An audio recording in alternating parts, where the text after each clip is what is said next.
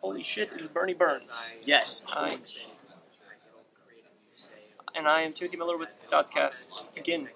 So, I feel like Joel now. Like, should point like that. Did you interview Joel? no, we didn't want to ask. That's for good. him. That's okay. That's Yeah. totally fine. Yeah. So anyway, let's talk about 10 years of Rooster Teeth. All right, let's talk about it. How does it feel? I mean, you were there from the beginning, obviously. Feels like a very long time. It feels like 10 years in the entertainment period is a long time. 10 years on the internet is a long time. And combine those two together, it's ridiculous. It seems like an era has gone by since we started the first episode of Red vs. Blue back in 2003. That's been crazy. I mean, you were around before YouTube, and you were already, popular, already big. So, I mean, you started this. Yeah, we had to pay to host our videos. Yeah, that was a big deal. It's like back in those days, if you had a popular video, it wasn't just like, oh, hey, we've got a popular video, it's great. It was like, wow, you just got a bill for $15,000 because you used that much bandwidth. So popularity was actually a problem. We had to figure out a way to make money to offset those costs. Insane. I didn't actually know that. Yeah. Did you ever see, like, on the internet, they would post those, like, that's the thing they used to do back in the day. They would post the bills from their co-location facilities or whatever. Like, oh, my site got so much traffic yesterday, I got an $8,000 bill. It's like the exact opposite of how it is now. Yeah, it totally is. Now, the more traffic you get, they send you a check. Yeah. That was a big shift that happened in, like, 2007. Yeah. It's pretty awesome. I mean, that's definitely good for your business, obviously. It's good for everybody. I mean, it's one of those things where, and a lot of credit goes to YouTube for that, where they did build a cool platform. There was a long period of time where they didn't have a partner program, but once they did that, it gave rise to a whole new generation of online stars, People like iJustine, Fwiz, who's here, Live Food Girls, a lot of the special guests that we have at RTX. Well, how does it feel? I mean, started out doing that. How does it feel to be one of the first, in a group of the first people who will make their living off YouTube and putting out these online videos? I mean, it's very cool for me. I like that, but that's about as far as it goes. First on the internet has about as much value for a person who's creating something as it does for a commenter. Everyone says it like it's an important thing. Like if you have new comments, it's first. We're excited about that. Nobody else gives a shit.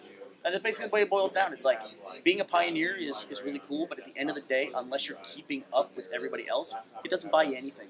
It really doesn't. Well, luckily, it seems like you guys are keeping up with everything else, which actually leads into the fact that, Rooster Teeth is expanding. You've got the Let's Play channel, which I'm sure has over 3 million subscribers now, or it was 2 somewhat last time I looked. Yeah, it's growing fast. We launched that back in mid-April, and I think it added 1 million in the first 30 days. So we're on like a week since. Yeah, no, that's insane. Do you think we're going to see more of that from Rooster Teeth? More of those expansions to other channels as you get more things that are popular? Or? We're going to take it slow. We expanded. There was a big debate when we first started Achievement Hunter.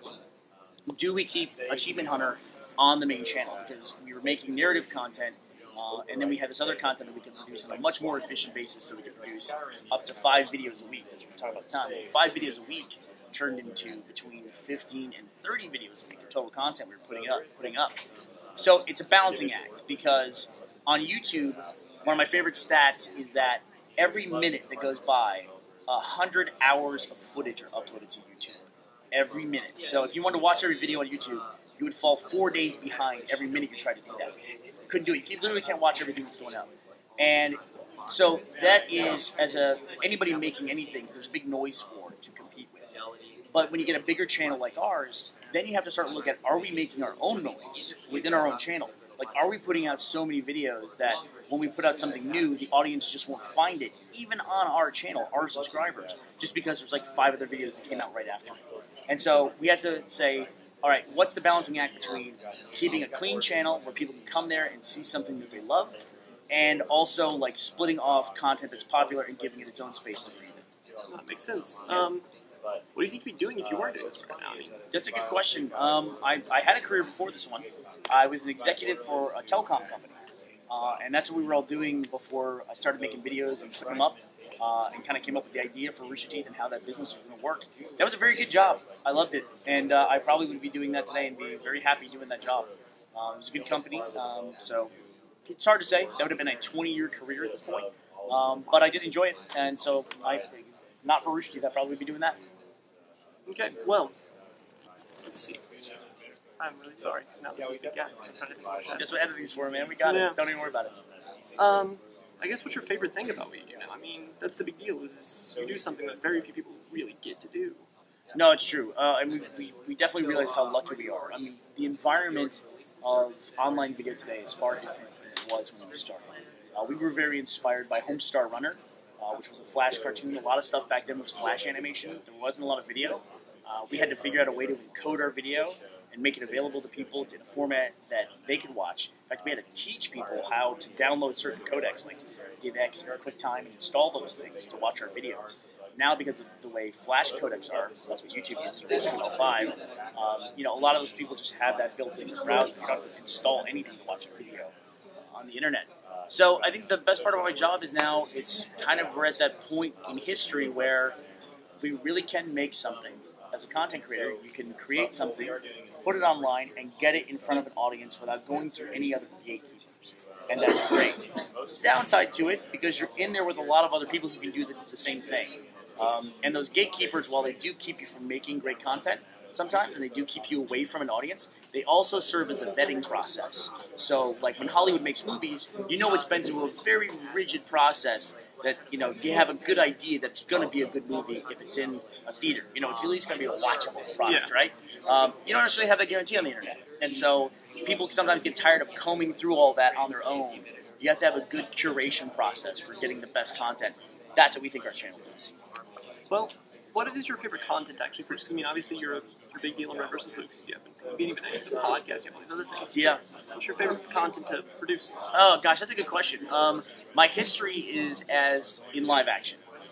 And we got to be known as animation guys because of Red vs. Blue. And that's really not the best way to look at us because machinima, the art form, is a lot more like live action filmmaking than it is like animation. We don't draw out the characters, we don't plot them. We do now with some of our 3D animation that we do. But the actual hardcore animation, machinima that we do is more like puppeteering. We do live performances, we do rehearsals, we do takes. You don't do takes in animation, you just like script it the way you want it. You might fine-tune it and finesse it, but you're not like doing, okay, let's just do it all again. You don't do that in animation ever. That's a nightmare if you get down to that scenario. So I like a live action. My favorite show currently working on is Immersion, if I have to pick one. It's one of those things like, they're all your babies and you love them. I love Achievement Hunter. I love the idea of the Let's Plays and like guys playing a game and you get to watch people have fun. I think that's always a great spirit of the culture of video games. I love Ruby's coming out. I'm not particularly an anime fan, which is interesting because I'm getting to learn to know and love anime through one of our own productions, and that's fantastic. So it's hard to pick one, but if I had to pick what I wanted to go work on tomorrow, I'd say let's go shoot that new episode. Makes sense. Speaking of Ruby, was there any hesitation whenever, I'm assuming Monty was probably the one who came to you and told about it? Was there hesitation? You always look at everything. We didn't hesitate, we wouldn't be good at what we do. But it was 100% about artist making Monty. We were always fans of Monty. We tried for years to work with them. And then when he came on to Red vs. Blue, what he added to Red vs. Blue and the new life that he brought to it was amazing. And so it was just a simple fact of, Monty, we want to continue working with you. Want to make sure we continue to go forward like that. So what's it going to take? And, do you have any ideas for new shows? And he definitely did. That's one thing that Monty has. In addition to awesome choreographing skills, he's got lots of great ideas. Yeah, I know whenever I was with him yesterday, everyone just standing ovation for the first episode. How does it feel? I mean, obviously a lot of other people worked on it, but that's something that's from your company. That's content that you produce. How does it feel? The first feeling is a huge sigh of relief, honestly, because it is an expensive production. And at Rooster Teeth, we always try to make content that we like. And we have faith that if we like something, there's enough people on the internet. We used to always say there's enough guys on the internet, but now because we have a mixture of men and women, it's just like people on the internet. We have faith that there's enough people like us that will like what we like. And so when we're making something, we like this. But the first time we show it to an audience and we see that they like it the way that we like it, that's a big relief. And then you get that flood of joy of like, yeah, it's going to work and we're going to be working on this for a very long time. No, I hope you are. It looks really good. It looks really promising, and it seems like everyone involved is really excited about it. It's a great team. I mean, it's a great team. The people who are working on Ruby are as dedicated or more dedicated than those early days of Red vs. Blue when we were working in a spare bedroom in my house till 2 in the morning. I mean, we got people that'll, sleep on couches. We can't get them to go home sometimes because they're working so hard on this thing. and they all love it. I gotta be honest, as a big fan of Rooster Teeth in general, that's one of the things I love about you. I mean, my dad watched your videos whenever he was in the military and things. He loved Red vs. Blue, and he still watches them now. And I personally, I've grown up kind of watching a little bit of your stuff every now and again, and then more recently I became a huge fan. Like probably about a year ago, I all of a sudden just became a huge fan. Do you mind if I ask you, what was the thing that drew you? I don't know. I guess Red vs. Blue. Yeah. Because I watched. What happened is I got on something. I don't remember where I watched it. And I just watched all of like season 1, and then I watched all of season 2, and I just went through, and then I don't know. I loved the writing. It was witty. It was fun. I enjoyed it. And everybody at the company has a different passion, you know. And I'm sure if you've done interviews with different people, you'll get different answers. But writing is always what I've loved the most. One of the reasons why I said I liked immersion is that it's at its core, it's a conceptual piece. Like, it has to be a good idea, you know, and it's just the fun exploitation of that. And then Machinima, I mean, these are 8 characters. They all look the same. They're just different colors. That's it. And so it's like we had to write really solid, robust characters so that people could identify with them. And they had to come through that, you know, uniform-looking image, literally uniform. Well, I think you did that very well. I mean, the very first episode, the very first line that you hear, there's immediately a feeling about who that character is. And as you go, every one of their first lines, even the first episode, each of them has a personality. And that personality carries on, and it's still, to this day, each of them maintain, they might have changed a little bit, but in large part they maintain that great... Yeah, they evolve over time, yeah. I think it's mainly, the characters do evolve, but the relationships between the characters don't. It's very well established, but, you know, Sarge and Griff, Sarge used to sound like an Arlie Ermy, like, Kentucky Fried ripoff. I don't know what it was. And Matt, over the years, has changed him into this crazy, like, mad scientist, like, Southern guy. But the relationship between Simmons and Sarge and Griff and Sarge, that's the core, right? And that has not changed at all. I mean, it's evolved for very brief moments of time where there's a glimmer of hope that Sarge will like Griff, but it never happens, you know? And so it's those interrelations, too, that while the characters have evolved, they've stayed really solid. Well, we're going to move on to some quick-fire questions. Go for it. Get a long time, but these are going to be mostly stupid. All right, I can handle stupid questions. I work on the internet. Favorite game of all time? Star Control 2. Wow, I've never played that. 1992, I think. That's fine. It was a year before I was born. Wow, that's crazy. Yeah, go look up Urquan Masters. They made fans made a rebuild of it, and that's Star Control 2. Great game. You will see stuff in that game. This is supposed to be quick fire, but you will see stuff in that game that will remind you of just about every franchise that's big right now. Go check it out. First 5 minutes, the first opening cinematic, you'll go like, this is like the last 5 sci-fi major franchises I've played, and you'll see where it all came from. Sounds pretty awesome. Yeah. If you could be any video game hero in the entire world, who would it be? God, I like Wreck-It Ralph, even though he's not an actual video game character, or, you know, he's a movie character. I just like him a lot. Bad guy trying to be good and just, like, fucks everything up along the way. I'm gonna go with Wreck-It Ralph. Why not? Why not? The worst. The what? The worst hero you could be in all video games. Oh, jeez. It's gotta be, like, one of the dudes from Final Fantasy. I would imagine. I couldn't live like that, I don't think. I still think it's Mario. I don't know why. I would hate. You always walk one of 2 ways. He probably hasn't got any. Hey, plumber is a noble profession. You can't take that away from him. That's fair. Yeah. Strangest thing you've got ever an annoying girlfriend though. Always getting her ass in trouble. She has guards. Always. He doesn't save the world. He saves one person again and again and again. From a turtle with spikes on his back. Yeah, pretty much. Yep. Granted, he had an airship in the last one. That's a big deal. We're all moving up. Strangest thing you've ever had to do for Rooster Teeth? What? Strangest thing you've ever had to do for Rooster Teeth? Sorry. Whoa. That's a good question. Strangest thing I've ever had to do for Rooster Teeth. There's got to be something. There's got to be a good answer to that. I don't know. We did an interview one time with a Japanese like magazine / news show. I'm not even sure what it was. And at the end of it, I don't know what they asked me, and I don't know what I said at the end of it. I have no clue what it was. I'd say that was one of the weirder things I've ever done. It makes you feel better. Jeff's he had to get naked a lot. Jeff got naked. Didn't get fully naked. Oh. Yeah, at least not for the videos we put online. Weapon of choice for the zombie apocalypse? That would have to be a machete. I'm a Max Brooks fan, and he said machete's the way to go, so I'm going to go with machete. Just out of curiosity, do you hate being called Mr. Burns? No, I don't even think about it. It doesn't mean anything to me. Yeah, I guess you get used to it, but I was just curious. Yeah. Doesn't come up a lot either. Like, people don't make that correlation very often. Well, now I feel dumb. No, that's okay. You're fine. Hottest Disney princess?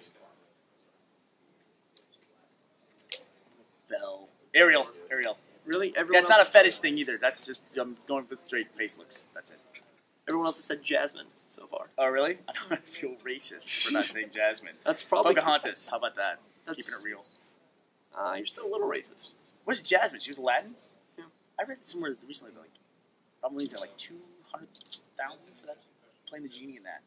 Really? And, like, Disney, after the movie made, like, $400 million at the box office, gave him a Picasso. That's what they did to, like, make up for it. I'll look it up. I'll know the exact number. It might have been For the money. 75,000. Okay.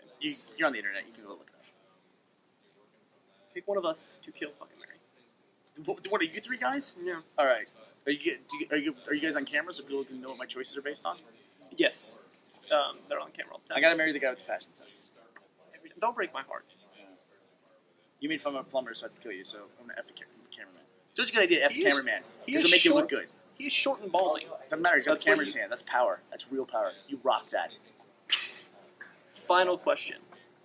If you were on a unicorn in this very moment, what Okay. color would it be? We have white. I'm just a traditionalist when it comes to unicorn selection, I guess. I'm gonna go with the white unicorn. That is the most boring answer we've got. Silver sparkles. Ray's was brown with a, what was it? Sponge. Look, here's what I'm gonna say. You got a fucking unicorn. Don't fancy it up. It's good enough the way it is. White. I like Silver aquamarine. sparkles coming off it. Silver sparkles. A That's little kind bit of flair. exciting. Traditional flair. Classy. Well, that is our last quick fire question. Classy. All right. That's fair. I feel like I learned a little bit about myself in that. That's okay. probably for the best. That's what we aim for. Okay. It has been an honor and a pleasure. Thank you very much. Mr. Burnie Burns. Appreciate you guys covering our checks. We appreciate you letting us. All right. And that's what's up. Thanks.